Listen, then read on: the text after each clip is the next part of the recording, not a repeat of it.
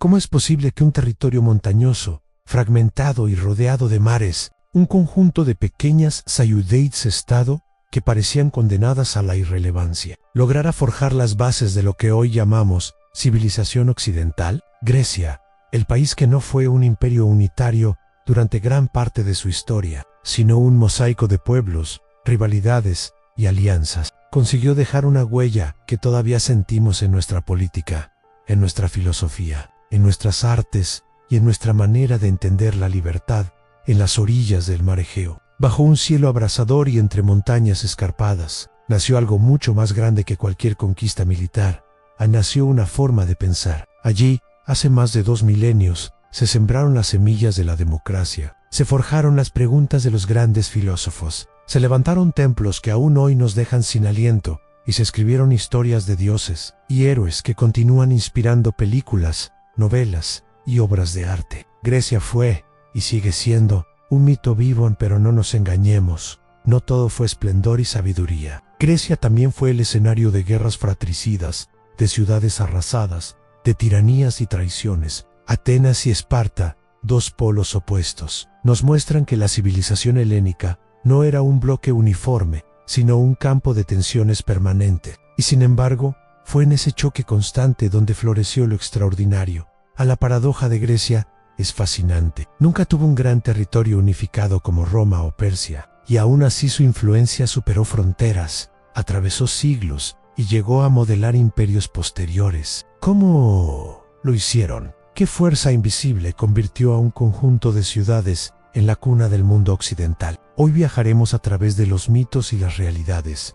de los palacios minoicos de Creta a las columnas majestuosas de la Acrópolis, de las preguntas eternas de Sócrates a las conquistas de Alejandro Magno. Grecia no fue solo un lugar, fue un laboratorio de ideas, un escenario de sueños y un campo de batallas que marcaron el rumbo de la historia. Y a medida que avancemos en este recorrido, iremos descubriendo que lo griego no está muerto, que en nuestras palabras, en nuestras instituciones y en nuestras aspiraciones más profundas sigue latiendo el eco de aquella pequeña península, que se atrevió a mirar el mundo con ojos nuevos. Antes de seguir con esta travesía por la historia de Grecia, quiero pedirte algo muy sencillo pero poderoso.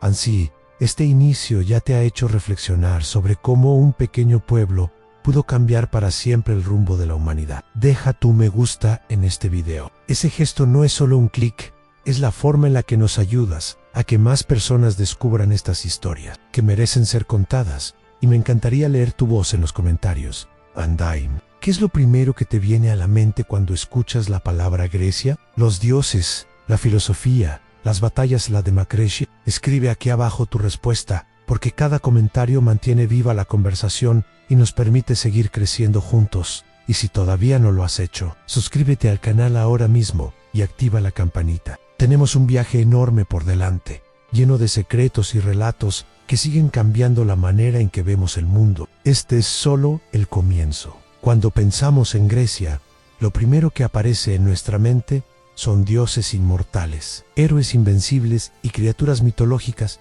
que habitaban en un universo paralelo. Zeus lanzando rayos desde el Olimpo, Atenea guiando a los hombres con sabiduría, o Poseidón agitando las aguas del Mediterráneo. Y sin embargo, lo fascinante de Grecia es que su historia comienza en ese punto difuso donde mito y realidad se entrelazan, construyendo la identidad de un pueblo que sería el origen de Occidente en las costas del Egeo hace más de 3000 años. Civilizaciones como la minoica y la micénica comenzaron a escribir las primeras páginas de esta historia. Palacios como el de Knossos, con sus laberintos y frescos enigmáticos, dieron forma a leyendas como la del Minotauro, uniendo arquitectura real con narraciones fantásticas. Los micénicos, guerreros y comerciantes, fueron inmortalizados en epopeyas como la Ilíada y la Odisea, atribuidas a Homero, textos que mezclaban batallas históricas, como la guerra de Troya, con intervenciones divinas que marcaban el destino de los hombres. Empero, Grecia no era un imperio unificado, ni una tierra fértil con ríos caudalosos como Egipto o Mesopotamia. Era un mosaico de montañas, islas y pequeños valles aislados entre sí. Esa geografía accidentada forzó a los griegos a organizarse en polis, ciudades-estado independientes, cada una con su propio gobierno, ejército y costumbres. Atenas, Esparta, Tebas Corinto, nombres que aún resuenan con fuerza, porque allí se gestaron modelos de sociedad radicalmente distintos, que acabarían por definir debates que todavía hoy mantenemos: democracia o frenchi, achiraunia, libertad frente a orden, individuo frente a comunidad, a la religión. Lejos de ser solo un conjunto de mitos, era parte viva de la política y de la vida cotidiana. Cada ciudad se sentía bajo la protección de una deidad: Atenas, bajo el amparo de Atenea; Esparta, inspirada en Ares; Corinto, bajo la mirada de Afrodita. Y en cada templo, en cada festival, en cada sacrificio, los griegos reforzaban la idea de que sus dioses estaban presentes, guiando, observando y a veces castigando. En el paso del mito a la historia se dio cuando esas ciudades comenzaron a competir, comerciar y expandirse por el Mediterráneo. Colonias griegas surgieron en Italia, en Asia Menor y hasta en el Mar Negro. No eran un pueblo encerrado en sus montañas, sino navegantes y comerciantes que extendieron su lengua, su arte y sus ideas por todo el mundo conocido. Esa primera diáspora griega no solo llevó productos como el vino o el aceite de oliva, sino también relatos, creencias y costumbres que influirían en otras culturas en Grecia. En su origen, fue un cruce de caminos entre mito y realidad, entre aislamiento y expansión, entre la mirada al Olimpo y la lucha diaria en sus polis. Y esa tensión es precisamente lo que convirtió a esta civilización en algo único, capaz de dar el salto hacia una visión del mundo que cambiaría la historia para siempre. Si Grecia fue un mosaico de ciudades-estado, ninguna rivalidad definió mejor su esencia que la de Atenas y Esparta. Eran como dos caras de una misma moneda, dos modelos radicalmente distintos de entender la vida, el poder y la libertad. Y lo más fascinante es que, a pesar de ser tan diferentes, ambas marcaron para siempre el rumbo de la civilización occidental. Atenas, bañada por las aguas del mar Egeo, se convirtió en el corazón del comercio, el arte y la filosofía. Sus calles estaban llenas de foros, teatros y ágoras, donde los ciudadanos debatían sobre leyes, política y el destino de su polis. Allí nació un concepto revolucionario: la democracia. Por primera vez, no era un rey ni un tirano quien dictaba las reglas, sino los propios ciudadanos reunidos en la asamblea. Claro, esta democracia no era perfecta, excluía a mujeres, esclavos y extranjeros, pero aún con esas limitaciones, fue un experimento político sin precedentes que inspiraría a sociedades miles de años después. Esparta, en cambio, representaba todo lo opuesto. Situada en el interior del Peloponeso, rodeada de montañas, su prioridad no era el comercio ni el arte, sino la guerra. Desde que nacían, los niños eran preparados para ser soldados. La vida espartana giraba en torno a la disciplina, la obediencia y la fuerza. Su sistema político estaba gobernado por reyes y un consejo de ancianos, pero lo que realmente sostenía su poder era su ejército, uno de los más temidos de la antigüedad. Allí, el individuo no importaba solo el colectivo, solo la ciudad. Mientras Atenas levantaba templos como el Partenón y cultivaba el pensamiento de filósofos como Sócrates, Esparta forjaba guerreros que serían recordados en batallas legendarias como la de las Termópilas, donde 300 espartanos se enfrentaron al gigantesco ejército persa. Dos modelos, dos sueños, dos formas de entender la grandeza. El choque entre ambas era inevitable, y cuando llegó, sacudió los cimientos del mundo griego. Durante la guerra del Peloponeso, Atenas y Esparta se enfrentaron en una lucha larga y desgastante que no solo destruyó a sus ejércitos, sino que también debilitó a toda Grecia, abriendo las puertas a la llegada de nuevos conquistadores. Pero antes de hablar de su caída, hay que reconocer lo que ambas dejaron como legado. Atenas nos dio la democracia, el teatro, la filosofía y el arte. Esparta nos dio el ejemplo del sacrificio colectivo, la disciplina y la valentía hasta el último aliento. Y es precisamente en esa tensión entre libertad y orden, entre palabra y espada, donde se forjó la identidad griega que aún hoy inspira a nuestro mundo. Si las polis griegas habían sembrado las semillas de la cultura, sería Alejandro Magno quien las llevaría más allá de cualquier frontera imaginable. Hijo de Filipo II de Macedonia, Alejandro nació en un reino considerado periférico por las orgullosas ciudades-estado griegas. Sin embargo, aquel joven tenía en su destino una ambición sin límites y una formación que lo marcaría para siempre. Fue discípulo de Aristóteles, quien le inculcó el amor por el conocimiento, la curiosidad por el mundo y la visión de que los griegos tenían un papel especial en la historia de la humanidad, aun con apenas 20 años. Tras el asesinato de su padre, Alejandro asumió el trono. En cualquier otro contexto, habría parecido imposible que un muchacho tan joven gobernara un reino turbulento, pero Alejandro demostró desde el principio un carisma y una audacia extraordinarios. Primero aseguró Grecia bajo su mando y luego puso sus ojos en el imperio más grande de su tiempo en Persia.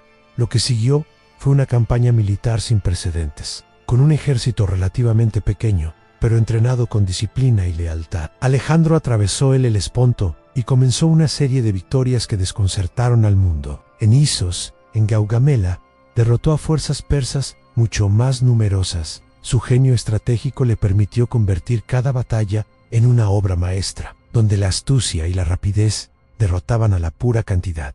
Pero Alejandro no era solo un conquistador con sed de gloria. En cada ciudad que tomaba, fundaba nuevas Alejandrías, siendo la más célebre la de Egipto, que se convertiría en un faro de cultura y conocimiento. Su idea no era solo expandir Grecia, sino crear un mundo nuevo, una fusión entre Oriente y Occidente. Permitía matrimonios mixtos, adoptaba costumbres persas y soñaba con un imperio universal donde las culturas coexistieran bajo su mando. A los 30 años, Alejandro había llegado hasta la India, había visto elefantes en el campo de batalla, ríos inmensos y pueblos desconocidos para los griegos, pero sus soldados, agotados, se negaron a seguir más allá. El conquistador que nunca había sido derrotado tuvo que dar la vuelta. Poco después, en Babilonia, enfermo y agotado, Alejandro murió a los 32 años, dejando tras de sí un imperio tan vasto que parecía imposible de gobernar en su legado. Sin embargo, no se deshizo con su muerte. El mundo helenístico que nació de sus conquistas transformó para siempre la historia. El arte, la lengua, la filosofía y la ciencia griegas se difundieron hasta rincones lejanos, mezclándose con tradiciones locales y creando un crisol cultural sin precedente. Alejandro había vivido poco, pero en esa brevedad cambió el curso de la humanidad como pocos lo hicieron jamás. Si las conquistas expandieron las fronteras de Grecia, fueron sus pensadores quienes expandieron las fronteras de la mente humana. En el corazón de Atenas, entre plazas, gimnasios y ágoras, surgió algo que nunca antes había existido con tanta fuerza en la filosofía: el arte de cuestionar la vida, el mundo y el destino del ser humano en Sócrates. El primero de los tres grandes no dejó escritos, pero su legado vive en cada pregunta incómoda que nos obliga a pensar más allá de lo evidente. Caminaba descalzo por las calles de Atenas, conversando con jóvenes y ancianos, usando la ironía y el diálogo para desnudar las contradicciones de quienes creían saberlo todo. Su método era simple y revolucionario en 40A. En lugar de dar respuestas, hacía preguntas. Por eso, fue considerado peligroso. Acusado de corromper a la juventud y de no honrar a los dioses de la ciudad, fue condenado a beber cicuta. Su muerte marcó no solo el final de una vida, sino el nacimiento de una tradición alá de cuestionar incluso lo más sagrado en Platón. Su discípulo recogió la herencia de su maestro y la convirtió en un sistema. Fundó la Academia, la primera gran institución de enseñanza filosófica del mundo occidental. Allí enseñaba que la realidad que vemos es apenas una sombra y que detrás de cada cosa existe una idea eterna y perfecta, el mundo de las ideas en su obra, la República. Imaginaba un estado gobernado no por guerreros ni comerciantes, sino por los únicos capaces de ver más allá de las apariencias y buscar la verdadera justicia. Y luego llegó Aristóteles, discípulo de Platón, pero también su crítico. Para él, las ideas no flotaban en un mundo aparte, sino que estaban presentes en la materia misma. Aristóteles fue maestro de Alejandro Magno, y en sus escritos abarcó todas las ramas del conocimiento: lógica, política, biología, ética, retórica. Su influencia fue tan vasta que durante siglos se lo llamó simplemente el filósofo An. Estos tres nombres, Sócrates, Platón y Aristóteles, no fueron solo pensadores griegos, fueron arquitectos de la razón occidental. Sus preguntas sobre la verdad, la justicia, la virtud y la naturaleza del poder siguen resonando en nuestras universidades, en nuestras leyes y en nuestras conversaciones cotidianas. Grecia no fue solo un territorio, fue una escuela del mundo. Si la filosofía griega fue la columna invisible del pensamiento, el arte y la arquitectura fueron sus columnas de mármol, visibles y eternas. En el corazón de Atenas, sobre la Acrópolis, se levanta una obra que aún hoy deja sin aliento, el Partenón, dedicado a Atenia, diosa protectora de la ciudad. El templo no fue solo un edificio religioso, sino un símbolo de la grandeza y la identidad de todo un pueblo. Sus proporciones perfectas,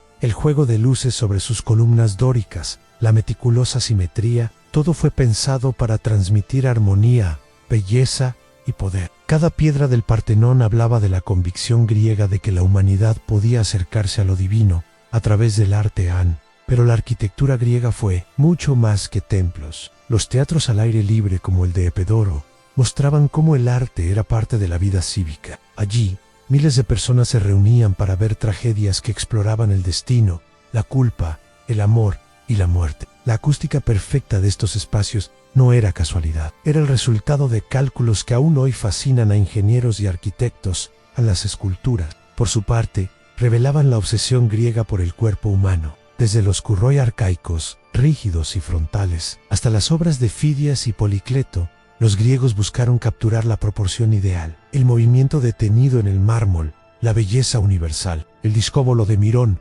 congelado en el instante antes del lanzamiento, sigue siendo uno de los íconos de la perfección atlética.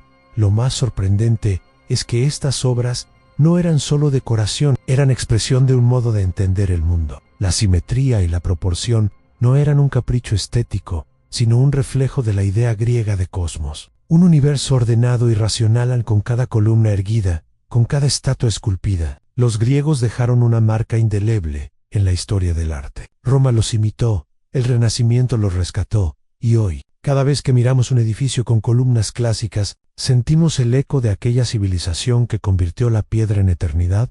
Si hay un legado que distingue a Grecia, por encima de todos, es el nacimiento de la democracia. En Atenas, en el siglo V a.C., se gestó un experimento político que, aunque imperfecto, transformó para siempre la manera en que entendemos el poder y la libertad. Imaginemos la escena, la asamblea reunida en la colina de la Nix, con cientos de ciudadanos libres debatiendo, levantando la voz, defendiendo ideas que podían decidir la guerra o la paz. No eran reyes ni sacerdotes quienes tomaban las decisiones, sino hombres comunes, propietarios, soldados, comerciantes, que ejercían un derecho revolucionario, el de gobernarse a sí mismos. La democracia ateniense no era inclusiva en el sentido moderno. Mujeres, esclavos y extranjeros estaban excluidos, pero, dentro de sus límites, supuso un cambio radical. En el poder no provenía de un linaje divino, sino de la voluntad de los ciudadanos. Cada uno podía hablar, proponer leyes, ser elegido para magistraturas o formar parte de los tribunales. El sorteo, en lugar de la herencia o la riqueza, era el mecanismo que garantizaba la participación de muchos y limitaba la concentración de poder en unos pocos. Este sistema político convivía con tensiones profundas. Atenas dependía del trabajo de esclavos y de los tributos de sus aliados en la Liga de Delos, y sin embargo, era allí donde florecía el ideal de la isonomía, la igualdad ante la ley, la isegoria, el derecho de todos a hablar en público. Las piedras gastadas de la Nix, aún visibles hoy, son testigos de un momento único en la historia. El instante en que la palabra se convirtió en la mayo, era arma de una ciudad. El experimento democrático de Atenas inspiró tanto admiración como temor. Platón lo criticó por su aparente caos. Aristóteles lo analizó como un modelo entre otros. Y los enemigos de la ciudad lo vieron como una amenaza peligrosa, pero nadie pudo ignorarlo. En medio de guerras, crisis y rivalidades, Atenas sembró una semilla que tardaría siglos en florecer plenamente, pero que hoy sigue siendo el fundamento de nuestras sociedades en cuando hablamos de democracia moderna. Cuando votamos, cuando exigimos ser escuchados, el eco de aquella colina ateniense sigue resonando. Grecia demostró que un pueblo, por pequeño que fuera, podía soñar con gobernarse sin reyes ni tiranos. Si algo distingue a la antigua Grecia de cualquier otra civilización, es la manera en que sus dioses convivían con los hombres, no como entidades distantes e inalcanzables, sino como seres poderosos, caprichosos y profundamente humanos. Zeus lanzando rayos desde el Olimpo, era celosa y vengativa. Poseidón embraveciendo los mares, Atenea guiando a los guerreros y Apolo iluminando con la música y la profecía. No eran solo símbolos, eran la explicación de la vida misma, de la naturaleza, de la fortuna y del destino en la mitología griega. No se transmitía en templos oscuros, ni en rituales secretos. Se vivía en el teatro, en los poemas, en las historias que pasaban de generación en generación. La Ilíada y la Odisea no eran solo literatura, eran la memoria de un pueblo que veía en Aquiles, Ulises y Helena no simples personajes, sino espejos de sus propios valores y temores. Los dioses se mezclaban con los mortales, se enamoraban de ellos, los castigaban, los desafiaban. Esa relación directa hacía de la religión griega algo intensamente humano y profundamente dramático. En los templos, como el de Delfos, eran mucho más que centros religiosos. Allí, el oráculo de Apolo dictaba destinos,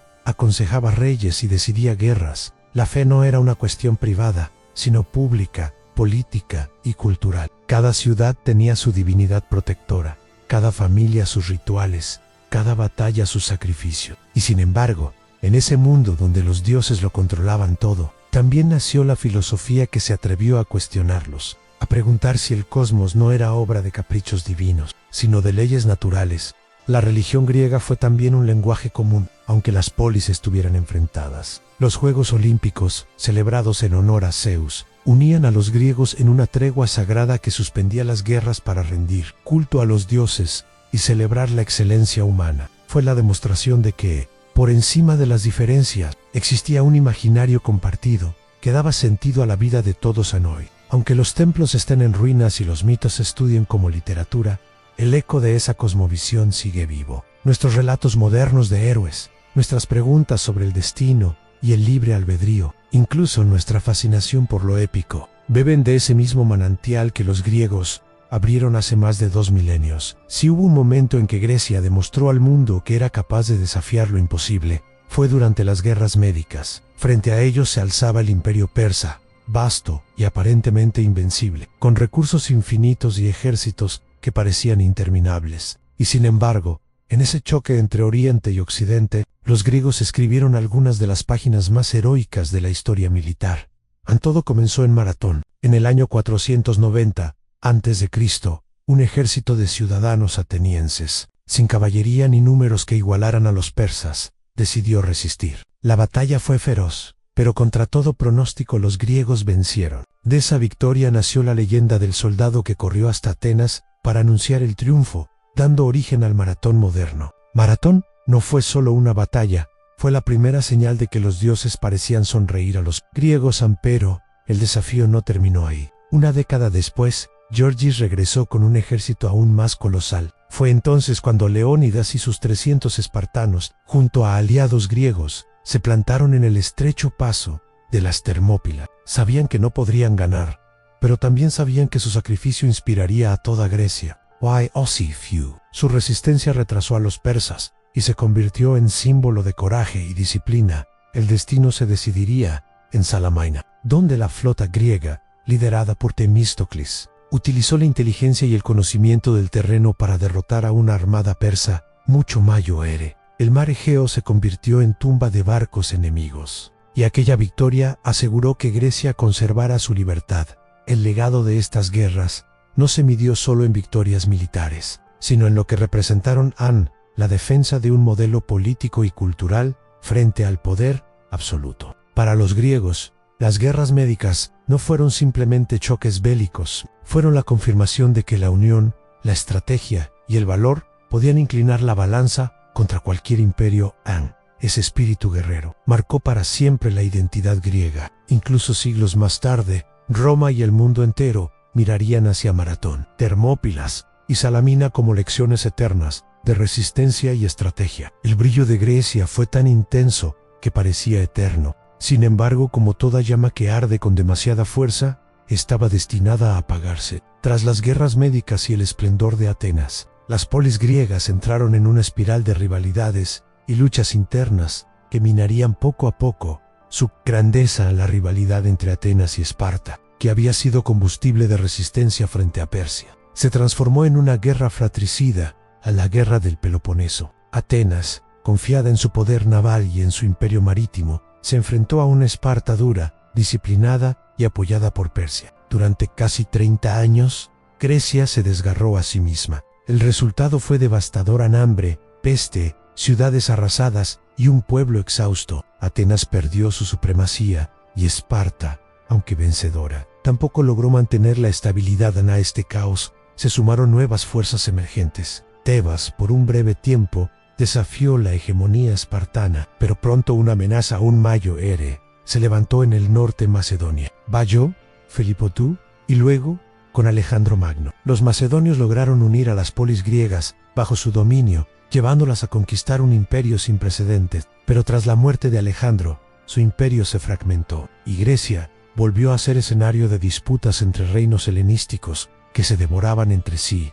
Mientras tanto, en Occidente, una nueva potencia se levantaba con paso firme en Roma. Al principio, los griegos veían a los romanos como bárbaros que copiaban su cultura. Sin embargo, Roma aprendió rápido. Sus legiones eran implacables, su organización política sólida y su ambición ilimitada. Con cada conflicto en el Mediterráneo oriental, Roma avanzaba más y más sobre el mundo helenístico. En el 146 a.C., la tragedia se consumó. Corinto fue destruida por los romanos y Grecia quedó sometida al poder de Roma. No fue una conquista brutal como tantas otras. Roma admiraba demasiado a Grecia para destruirla por completo. En lugar de borrar su cultura, la absorbió. Los dioses griegos se transformaron en romanos, los filósofos fueron estudiados en latín, los teatros siguieron vivos y los artistas griegos decoraron las ciudades romanas. Grecia había perdido su independencia política, pero había conquistado a su conquistador. Se fue el paradoja de su declive en militarmente derrotada, pero culturalmente invicta. Roma podía gobernar sobre Grecia, pero nunca dejaría de llamarla maestra. Y aunque las polis se desvanecieron, el espíritu griego continuó viajando a través del tiempo, listo para renacer una y otra vez en cada civilización que buscara la razón, la belleza y la libertad. Aunque Grecia fue conquistada hace más de 2000 años, su espíritu jamás desapareció. Al contrario, se esparció por el mundo como una semilla eterna. Roma, que la sometió con sus legiones, terminó por ser conquistada culturalmente por sus ideas. Y siglos después, cuando Europa despertó del oscurantismo medieval, fue a Grecia, a donde miró en busca de luz. Las columnas del Partenón inspiraron las catedrales renacentistas. Los diálogos de Platón y las lecciones de Aristóteles se convirtieron en pilares de la filosofía occidental. La democracia ateniense, aunque imperfecta, encendió una chispa que siglos más tarde alumbraría revoluciones y constituciones en todos los continentes. Incluso los dioses, con sus pasiones y defectos tan humanos, siguen vivos en nuestras historias, en el arte, en el cine y en la literatura. Que Grecia nos enseñó algo más grande que un sistema político o una técnica artística. Nos enseñó a preguntar, a dudar, a buscar la verdad. Nos enseñó que la belleza puede ser un ideal, que la razón puede organizar el mundo y que la libertad, aunque frágil, vale la pena ser defendida. Hoy, cuando hablamos de derechos, de ciencia, de filosofía o de arte, seguimos hablando en griego sin darnos cuenta. Grecia no es solo una nación en el mapa, es un eco que resuena en cada rincón del mundo occidental, un eco que nos recuerda de dónde venimos y quizás hacia dónde vamos. Y ahora la pregunta es para ti: ¿qué crees que fue lo más valioso que Grecia dejó a la humanidad? Escribe tu respuesta en los comentarios y sigamos conversando sobre la historia que nos une. Y no olvides, si esta historia te ha inspirado, suscríbete al canal, dale like al video y activa la campanita. Lo mejor aún está por venir. En el próximo episodio viajaremos a otro de los grandes imperios que marcaron la historia de la humanidad.